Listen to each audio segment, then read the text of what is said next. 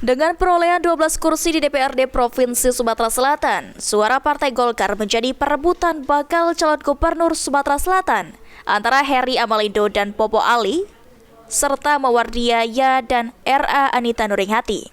Pengamat politik Muhammad Haikal Al-Hafafa menilai selain dukungan Golkar, dukungan dari tokoh senior politisi nasional seperti Khan Muzakir sangat ditunggu lantaran memiliki basis suara yang cukup kuat pada Pilkada Sumsel mempengaruhi pemilihan gubernur, bupati, dan wali kota. Sehingga kader Partai Popo Ali dan R.A. Anita Nuringhati memperebutkan simpati untuk mendapat dukungan dari Partai Golkar dan Khan Muzakir untuk maju di Pilgub Sumsel. Misalnya, dari beberapa pilkada memang nama Pak Kahar ini selalu muncul sebagai orang yang dukungan politiknya itu sangat ditunggu-tunggu ya.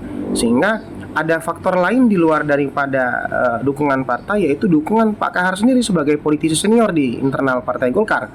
Karena memang kalau bicara soal pilgub ya, pilkada, bupati, dan wali kota juga akan senantiasa juga akan dipengaruhi oleh dinamika politik Golkar itu sendiri, yang tidak lain tidak bukan salah satu tokohnya yang sangat sentral adalah Pak Kahar. Maka kemudian antara kedua-dua ini akan berusaha untuk mendapatkan rekomendasi Golkar. Menurut Haikal, dengan waktu penyerahan berkas yang masih sekitar 1 bulan, dinamika politik di Sumsel masih berkemungkinan berubah. Eki Saputra, PAL TV.